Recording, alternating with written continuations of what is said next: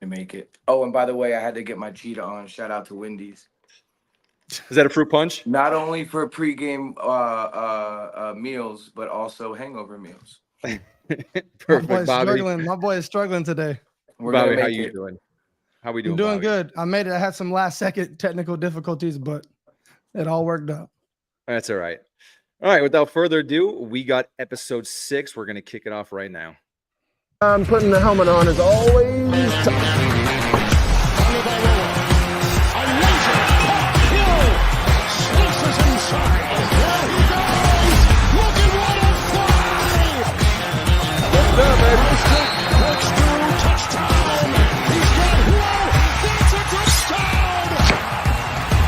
The opportunity is right now. Terrific defensive play. Intercepted. From the Balboa. Off the block. Two on the move. Going deep. Speed race. He's got Hill. He's got Hill. The Dolphins have recaptured the lead.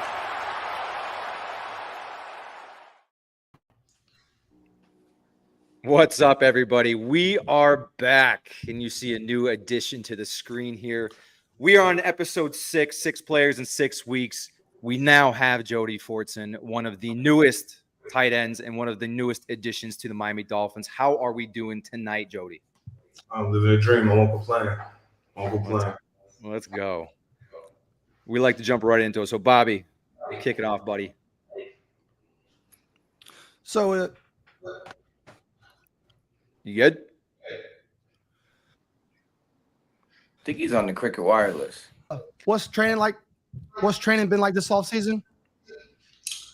What's training like been like this offseason down in South Florida with Nick Hicks? What you been working on? What you preparing for? We've been working on everything, preparing for everything. The weather is definitely a culture shock for me. It's hot and it's humid, it's thick, but we push through, we work through. You know, Nick's a good trainer, coach. He knows what he's talking about, knows what he's doing. I felt very comfortable working well for the last couple of weeks. It's been pretty good. And when you were talking about, hold on, Bob, when you were talking about that weather, I know you're from Buffalo, and you actually lived in Alaska for a little bit. Am I right? You're right. So us coming from Miami, we always seem to struggle in the winter. When are we gonna bring the boys to Alaska and get them training up there? Jesus Christ. I don't know about Hey, that. because listen, when you live in the cold, you're built for it. When you live in the heat, you're built for it. It just is what it is. That's part of the game. This is true. But no, I don't advise that Alaska weather. Not at all. Yeah, that's no joke. That's a little dangerous. I had a couple of homies that started working in Alaska in the oil field, and they were sending me videos. You take a fresh brewed cup of coffee, you walk outside, you throw it in the air, In the mist. and it's dust before it hits the ground. It's crazy. That's insane. No, it is though. It definitely is.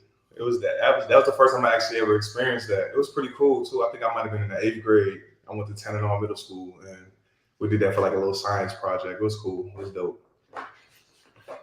All right, so you're new. For the fans who don't know much about you personally, who is Jody Fortson? I'm a hard worker. I love the game. I respect the game first and foremost. I'm a child of God, and I just want to win. I mean, I feel like once you guys see me or are able to see me play, you'll get your own interpretation of who I am. But I'm passionate, first and foremost. I'm really passionate about this, so I'm gonna take it serious. And speaking of taking it serious, this Miami Dolphins offense was pretty serious last year.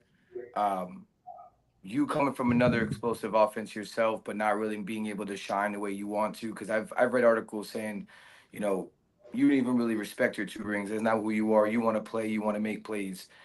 Being in the McDaniel offense like this, what do you think you can do? Like, what are your personal goals with this team as a whole, basically? I just want to bring a different dynamic to our tight end room. Not to say that we lack anything, but I feel like with the addition of myself, John, we bring a different aspect to the team. And then anything I could do to help get the other guys open and just create more mismatches and more of a surprise attack, whatever it may be. I just want to be able to bring that to the table. So Yeah, I know Mike McDaniels. He got a lot of tricks up his sleeve, so I'm sure he'd be able to utilize all of our skill sets to the best of our ability. And Jody, we always love a come up story, and you're being no exception. You go from Erie County Community College, Division II, Valdosta State as a wide receiver, signing as the undrafted free agent in 2019. But putting that football stuff aside, how has that experience shaped you as the man you are today, and how does that translate to the football field? Because that's a tough journey. No, it is though, but I think it just allowed me to just keep my head down and keep working. Not too many. I didn't have any offers coming out of high school. I didn't have any stars. I didn't have any. I wasn't highly recruited, but I never turned my head. It never made me hang my head or shy away from wanting to pursue this. Ultimately, I guess it built a bigger beast. It just allowed me to be who I am. I'm not sure what's going on with my phone. Oh, that's good. We see, hear you perfectly. Yeah, but yeah, it just allowed me to continue to keep striving and keep going for it. So yeah. And speaking of that, I know that you talked about bringing a different dynamic to this offense. I'm going to go down kind of like a little stat list here. We love the guys on the team putting work in the tight end room, especially guys. I don't know if you had the pleasure to meet him yet. Durham Smythe does everything that he's asked. Every time he touches the ball, there's something good happening. But with that being said, Jason Sarney is one of our metric guys on Dolphins Twitter. No tight end on the Dolphins last year recorded a touchdown, not one. And our red zone passing offense kind of took a hit last year. Now you enter on 14 career catches. You got 4 touchdowns inside the 10-yard line and 3 of those inside the 2. So a huge target, big red zone target. What's that going to look like for you in McDaniel offense? And how excited are you to bring this talent to red zone offense that, in the passing game, thank God we had guys like Raheem Mostert and Devon coming out of the backfield. But what does it mean, like a big guy like you working as a tight end in an offense that really struggled, especially at the tight end position last year? Like I said before, I think it just creates more mismatches. Just allow different people to be open. You're not going to be able to account for everybody. And then piggyback on Durham Smythe, he's been a great coach since I got here, helping me dissect the playbook. He's been a really good guy. He's a cool dude. Shout out to Durham. And we're going to get him in the end zone this year for sure. Let's go. Yeah, we love Durham. Like it's those guys that, he does every single thing that he's asked. He's blocking, he's in line. And he's catching a lot of balls last year. And every single time the guy touched the ball, it's a first down. I swear to God, every time he touched the ball. And even just from like a fan perspective, just seeing that guy play, it's like you said before, you get a little bit about who are these guys, a little bit about their personality when you see them play, and you're excited to show that off. But I had to shout out Durham there because he is the guy in this offense. He makes a lot of things happen. And if the stat book doesn't show up or anything like that, I definitely wanted to shout him out here. And to piggyback off of how you fit in the offense, do you see yourself as a tight end or a weapon? Because I see you more as just like a weapon, a chess piece to line up all over the field. Come on. Here he is. Come on. Give us something. Let's go. Myself as there's not a position on the field that I can't play.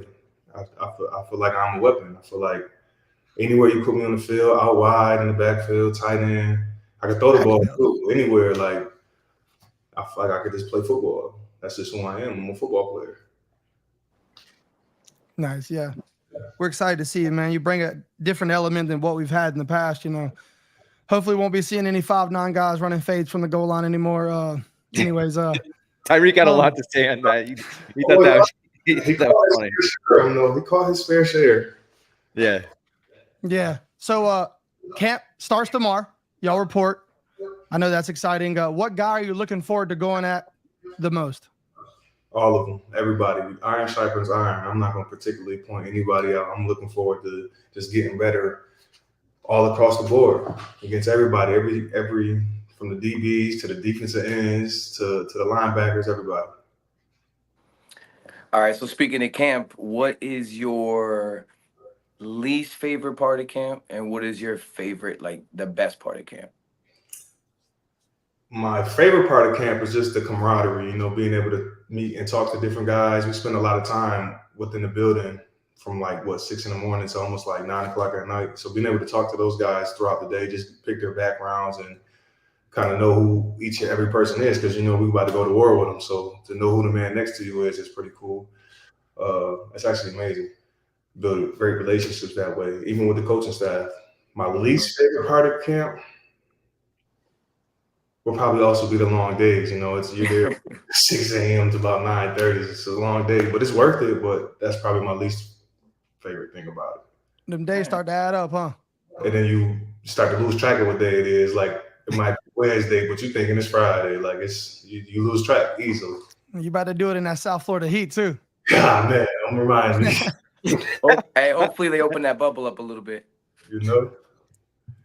Yeah, and speaking coming to a new team, I know you touched on it a little bit with Durham, but was he one of the first guys to reach out to you and really welcome you to the team through the limited camp session that you guys have already had this year? Has there been anyone besides Durham, or you could speak on Durham himself during this offseason with we had a few players on, and they talk about how complicated this McDaniel offense is, and you're coming from an offense that had one of the greatest coaches of all time, heralded as. How does that offense compare to what you're seeing with Mike McDaniel and Coach Mike's scheme and whatnot? There's a lot of similarities, but to answer your first question, Tyreek, obviously, I spent my first 2 years up in Kansas City with him, so got back down here. It was like picking it right where we left off, joking nonstop. Dude, he's actually funny. Like I know he be trolling a lot, but dude is actually yeah.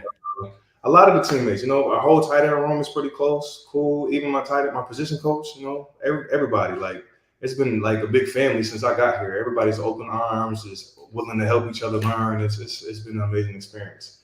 But as far as the playbook, Andy Reid is Andy Reid. Nobody's going to be able to compare to him. He's going to go down as one of the greatest to ever do it. But they're similar in some ways, a lot of motions, a lot of deceptiveness, hiding and rest players essentially to get the next player the ball. They have some similarities. And you just got to do your homework. You're going to be studying a lot.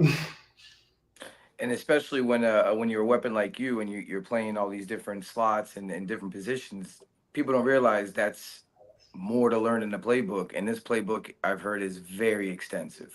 Yeah, no, it's not for the week, that's for sure. Yeah, the verbiage is crazy, I've heard.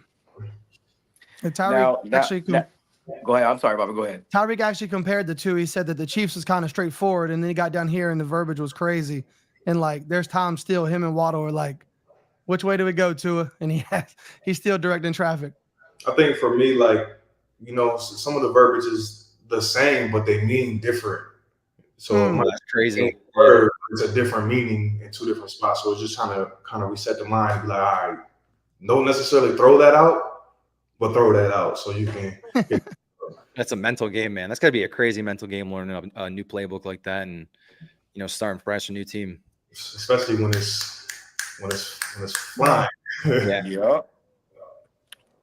So I was reading earlier, and I was reading about your uncle. Okay. Yeah. Okay. Barry, for everybody who doesn't know, Barry Yummy Woods is basically the reason Jody is the way Jody is. Like, I just want to know if you wanted to touch a little bit on him. I know the one story that really resonated with me was when you were 10, and there was a bunch of snow, and he said, "Get your Timberlands on." Yeah. He said, "Get your Timberlands on. We're going running." And you're like, "What? What do you mean?" So I just wanted you to maybe tell a couple stories about him. He just seemed like such a cool dude. So. Yeah, my uncle was a really big influence in my life. He was like an uncle, big brother, father figure. He was all the above, actually. The story you're talking about, it was actually I can't remember what year it was, but Buffalo had we had just had a snowstorm. It's October or sometime, and there's about 6 feet of snow outside. He's like, "Yeah, man, we're going to work out because everybody else is in the house, hot chocolate, they're playing the game, but we're going outside, we're going to work out." I'm like, "Bro, you're tripping." But he was serious. Grab my boots, put my sweatpants on, hoodies on, and he's in the car. I think we were driving a minivan at the time, but he's in the car, and I'm outside, literally like running around the block like maybe 2-3 times, and he's just blowing the horn, and it's still snowing as this is happening. Like he's blowing the horn. "Now you're going too slow. Let's go. What are you doing?" Then we get back to the house. He would throw rice on the kitchen floor and make me do push-ups on my knuckles. Like my uncle was like a legit. I don't know even what to call him. I don't want to call him a trainer, but he was almost like a drill sergeant. Like he was not playing. Like he made sure that I was focused on this, and he kept me out of so much trouble. So I'll forever be thankful for him. He's one of the main reasons why I am who I am today. Man. That's dope, man. I appreciate you touching on him, and may he rest in peace, of course, bro. So I just want to kind of just touch base on that, bro. So you're moved down, you're settled in now down here. I mean, oh yeah, South Florida have you resident. been able to do the furniture shopping? Or like, are you in the condo? Are you in the house? How you vibing? I'm in a condo, nice apartment down in Las Olas. It's nice. It got a nice, beautiful view. Beautiful. What's your Definitely. favorite restaurant over in Las Olas right now? Oh, I like Moxie's, but Del Frisco's is pretty good. And Eddie, Mhm. it's like they're all like within the same little strip. I had to choose. If I had to choose out of those three, I'd probably go Eddie V's. John will actually Eddie V's is good. put us on to the lobster tacos, and yeah, them things been slapping since. You like Italian food?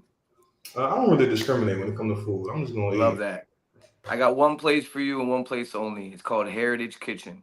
Heritage Kitchen. Okay. Heritage Kitchen. It's over off of US 1 and right before Sunrise. When I tell you it's the best Italian food you're gonna, and I'm Italian, best food.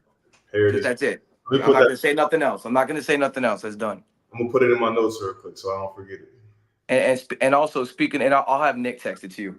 And speaking of Jonu from before, he had some bad things to say about Buffalo. And listen, I supported about 99% of it from like a fan standpoint, right? But like he had some really bad things to say about the wings, and I feel like we need to just help him out a little bit. And this next away game, you need to take him to the wing spot. We're gonna get them right, okay? Because now there's some things that I might agree with about my hometown, but our food he's tweaking. I don't know where he's going with that, but our food is top tier. Listen, it's all rivalry love. That's what I say. It's all about the right. You know what I'm saying? You gotta have something to keep you around. No, listen. When we play the Bills, don't tell me I'm from Buffalo. When we play them, but after we play them, then I'm back to being a 716. Okay. I respect that. Yep. All right. So backstage before the show, you was talking about your relationship with Travis Kelce. How did that kind of form? And like, what does Travis Kelce mean to you and your career? Kelce is the GOAT. I mean, that's just simple and plain. I remember when I was a receiver, and I ran this one route, and he just came up to me and was like, "Dude, you have so much talent. Like, I can't believe, like, what's up?" Like, and then we just kind of ever since. Like, I've been like watching tape, trying to do things like Kelce, trying to obviously put my own little twist on it, but everything. Like, Kelce's just he's a great mentor. Obviously, he doesn't think he's not full of himself. Like, he's willing to give the game to whoever is willing to work for it. Kelce's He's a really good dude, and he actually made my transition to tight end way easier because he put things into a different perspective. He's not like, I don't know how to say it. Like, I don't think Travis Kelce is a tight end. I think he's a weapon as well. Like, that's somebody that's everywhere. That's a problem. Yeah, like he don't just put his hand in the dirt and run routes and just block. He literally can do everything. So being able to just pick his brain and kick it home from time to time and just access different viewpoints on zone coverages and man coverages and how to run a specific route, I'm still gonna do it. Even though I'm down here, I'm still gonna be like, hey man, what you would have did with this? But nah, he's definitely been a real focal point in my transition to tight end for sure. Shout out to Kels. Yeah, that's definitely a gift to make a transition like that and then to join a room with a guy that might go down arguably as the best tight end of all time. So that's definitely a benefit. Right. Funniest Kelce story. Hold on, I need to know. Funniest Kelce story, because that dude, I know you're passionate. He's passionate as hell too. I need to know like the funniest. It could be locker room, it could be dinner, it could be on the field. Like, it don't matter. Just one that you remember forever. One Kelce story that I remember forever. Probably his phone going off in the first my first training camp, and he had this crazy ringtone. Like, it was like somebody was screaming. Like, it sounded like somebody was being murdered. That was his ringtone. And we're in a team meeting. Like, I'm talking about everybody's in there. He just gets up, bolts out, and he doesn't even shut the phone off. He just throws it down the hallway. Man, Kelsey is a character. That's one thing I'm gonna miss about like not being on that team, man. Because something funny happened every day. That's great. Well, now you got Reek to deal with. Nah, right. Oh man, I might have to download that ringtone. That was funny. Like, bro, I tried to get Reek to break down like his pregame routine, right? Mhm. And all he had to do was he's like, I eat Wendy's, I get to the stadium, I make fun of everybody, I don't stretch, and I ball. That's all I That's do. what he said. That was it. That was it. That sounds just like him. Yeah, it's crazy to me. That sounds just like Tyreek. He's got 2 6-piece and a son of baconator and a fruit punch on the way to the stadium. Shows up, At busts everyone's 10:30 ass, a.m. and gets on the field. That's Throw the crazy, juice man. right in the process of that, huh? So Yeah. hard. Now, what about your pregame routine? Are you a superstitious person, or It's not that I do anything down to the T. I definitely make sure I pray on the field before every game. That's mandatory. But as far as like, I got to put my left sock on and then put my right shoe on. No, I'm not that type of guy. I get in there, look over the pregame times, when we get on the field, and I'm going to look at the script. I probably like joke around a little bit just to get the butterflies, get the nerves out, and then I'm ready to go. Like I don't really do too much. keep You were- keep it professional? Yeah, I'm right to it. You were So talking it's- about how Kelsey was a weapon and how you view yourself as a weapon. I think a lot of the fans, they view you as a weapon too. You were a wide receiver your entire life, a big wide receiver nonetheless. Then you come to the NFL and you start playing in line, and you do start playing that tight end position. Along with that tight end position, along with the playmaking, comes the blocking. And Coach Mike preaches no block, no rock. And I think we want to know what that challenge was and that transition is like coming to the league, being expected to block some of these athletes. And bro, some of these edge athletes are like the best athletes in the NFL at this point. So what is it like making that transition? And did how was Travis instrumental in that? We still definitely work footwork and hand placement in the punch every day, especially Thursday up in Kansas City. We used to call it Teabag Thursdays, where you just go through the line blocking and you just you're punching, getting your feet down, punching. Like we might have worked more specifically on that than actually anything else because that's so pivotal to the game. But it's really all the mindset. It's just, what type of man are you gonna be? You gonna let him run through your face, or are you gonna put your big boy pants on and you gonna make the play? Like that's just really comes down to at the end of the day. Like, and I got the mentality that I'm gonna make the play. Like I'm not going for it. We love that. We love that around here. So we've seen a bunch of highlights from OTAs. You was out there making a couple plays. You had a deep bomb touchdown. What player, and it could be you, stood out? Like what, maybe a young guy who was out there like you were like, all right, this dude. Tanner Connor. I'm trying to tell you. We keep hearing that name. We keep hearing that name from the players. Oh my! I'm trying to tell you, he's fast. Dude, he's a 4.4 guy. Bro, he might be faster than that. That boy is fast. Tanner Connor. That's who I'm going with. Dude, we've been hearing about him. Janu talked about him. Janu hyped him up when he was on here 2 weeks ago. And dude, we keep hearing all about Tanner Connor. Yeah, I need to go ahead and get him on this podcast next. Tanner Connor he's the deal. Send him our way. Yeah, send him our way, man. That'd be cool. It'd be a cool story.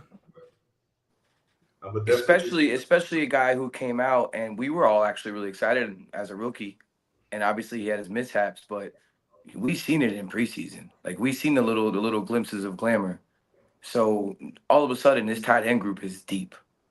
No, yeah, that's one thing I will say. It's deep. This is a spectacular room on this team. I'm telling Tyreek, we might be the best room on the team. Mm-hmm. That running back room's got it, but that's. Hey, how's your relationship with Tua? Have you been able to connect with him a lot?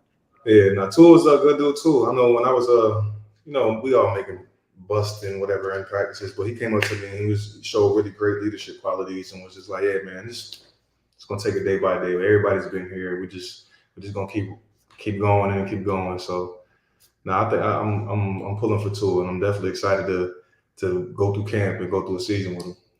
Awesome, man. Just to get off of football for a second, real quick.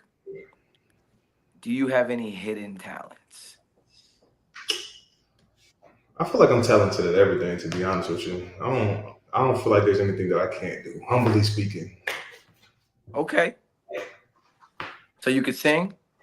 Yeah, I could hold a note. I might not be Chris Brown or Bryson Tiller, but I could hold a note. You know what I'm saying? So what do you do when you're not playing football? Like what's your vibe, especially down here in a new city? I'm on these Call of Duty sticks right here. Okay. In Warzone jumping. I'm in my playbook, trying to take care of my body the best way possible, but I'm definitely on Warzone with my family. Yo, you been playing any college football lately? Oh yeah, I definitely been playing that. They got my school on there too, though. I mean, we had to download the roster, but hey, we on there. What are you playing? What are you playing? Do you play Dynasty? Do you play online? Like, what do you play? Do you play Road to Glory? Road to Glory. Glory for sure. Do you play yourself? I mean, I don't know. Yeah. I mean, you got a real. I mean, story. Yeah, I mean, we do what we do. Yeah, I got a quarterback, receiver, running back. I'll be playing with my running back most of the time. I got him going to Texas. Bobby just posted he won the Heisman in his Road to Glory. It was 76 carries, 2,000 yards, averaging 25 yards a carry, and 27 touchdowns. I wish I could pull it. I was playing on rookie mode over here. My quarterback, I got like 5,000 yards, 117 touchdowns, 3 interceptions. My first 3 years, I went to UNC, and I built them up. We got spanked by Georgia my sophomore year in the semifinals. My junior year, we beat Georgia, spanked them, and then all the guys were seniors. The team was not going to be ever that good again. So I was like, I'm just going to do something crazy for my senior year. So I transferred to Georgia and joined the powerhouse, turned it all the way down on easy, and just seen how crazy I could go. You're unbelievable, dude. Take it easy. That's crazy. Just for my senior year, though, I earned my championship. I had the You're right. You put your time in. It's time to go out on top. I graduated early. I didn't even have to do the studying my senior year. I was just done there balling out. You ever seen that kid with the helmet and with the JV kid? That's Bobby. Yeah, that's Bobby. Like that meme when he says, "I'm about to lay it all on the life for JV." my boy ready to die for JV. Jody, I got to ask you a question here. I know, being from Buffalo, were you a Bills fan growing up?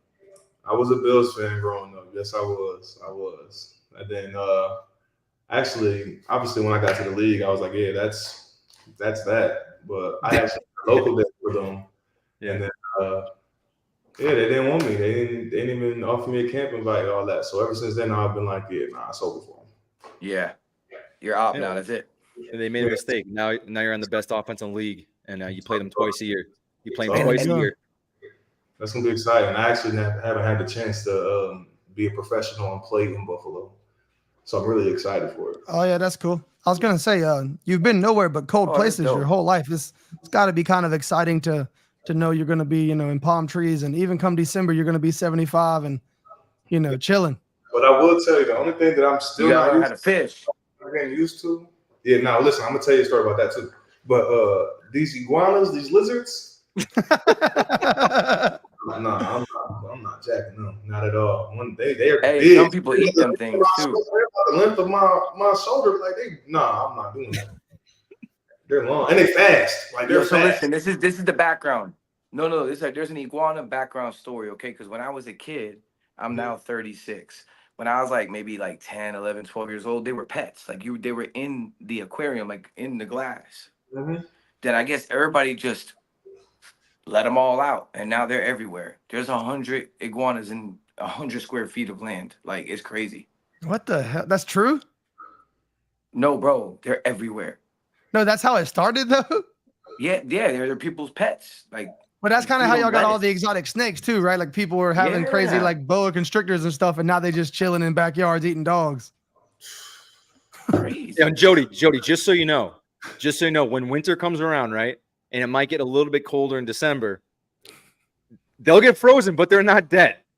Yeah. So if you think it's just frozen and it's dead, and you try to move the thing and it's still alive, just don't get jump scared there. No, I'm gonna definitely get jump scared. There's a video right now where my photographer came down. Shout out to Tori. That I was was feeling myself. I was trying to be bold after the workout, and I seen the tail in the bush, and I tried to grab it, and he moved, and I screamed. Yeah, it was loud. But but back to your boat story and the fishing. So Fins weekend, I think it was in June sometime. Fins weekend, my father came down. We would call ourselves on a deep sea fish. He's a big fisherman. He's all for it. He did a great job. He caught about 3 long fish. What do they call it? Shellfish with the sword on their mouth type deal. A marlin or a swordfish, yeah. Sailfish. Yeah, that's what it was. Yeah, he caught a couple of those. But me, by the time the boat got maybe 2 miles out, I was done. No good. I was no good. I was nauseous. I was woozy. I laid down the whole time. I was no good on that water. I can't do the boats. And not to mention, once you're sick on the boat, you're done. Sick. Yeah, so you don't shake back. I tried to take the medicine. Like I tried to, but it was too late. It's just over. I just couldn't do it. But I'm gonna try to get back out there. I ain't no coward. I'm gonna go back out.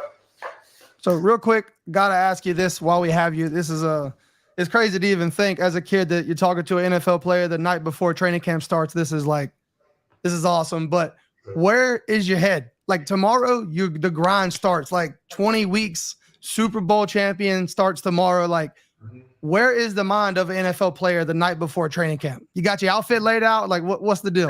I haven't picked it out yet, but I'm sure I'm gonna throw something together because I do that very well. Yeah. But really, I'm just calm. My mom's in town. We have this thing that we do every year before training camp. We go to the movies. We just try to kind of decompress, I say, and just let whatever happens happen. Just let it flows. And I feel really good going into this training camp. I put a lot of work in, got my weight up, I've healed from my injuries, and I'm ready to finally show what I can do, given a chance. So I'm really excited. I haven't been this happy since I was a rookie, to be honest with you. That's dope, man. Yeah, that's actually a good point because it's been a couple years since you were fully ready, right? Right. You've had a rough couple last years, so yeah, it's time to put on, baby. Yeah. We're excited to see you, man. We really are. I appreciate that. Yeah, Jody. A lot of people on Dolphins Twitter here, they've been requesting to hear from you, and that's why we really want to reach out and hear from you because, like I said, our tight end production room and our red zone passing offense and all that. It's like you came to mind, you came to Miami, and everyone does their deep dive and their research. And a guy like with your size, your talents, your skills, your abilities, like we're so excited to finally have all these weapons. Like we even brought in Odell this year. Tyreek, Waddle, Odell, Jonnu. We got our entire running back room. You can't say enough about those guys. And then we bring in a guy like you. We're just so excited because Miami was the number 1 offense in football last year, and we got better. The team got better, and it's just crazy to see where everyone's going to take us and what you guys are going to do on the field. And we're just really excited for you. I know that you wanted 30 minutes here, but is there anything else you want to drop for fans? Anything you want to say? Anything you want to talk about camp wise, football, life, whatever you want, man. First and foremost, I want to say thank you to the fans for just pulling for me and wanting to hear from me. That means a lot. I'm not really a big podcast guy. I don't really be jumping on here too much, but I appreciate the fans for just wanting to be around and just sticking with me through my entire journey, from the fans from my hometown, fans that are in Kansas City probably watching this, and my new fans that I haven't met yet. I'm excited to see y'all. I'm excited to show y'all what I can do. And yeah, fins up, baby. Let's do it. Speaking of fans, I think one of the biggest things when you signed here, you can always tell if a guy's good or not by how the team he left reacts.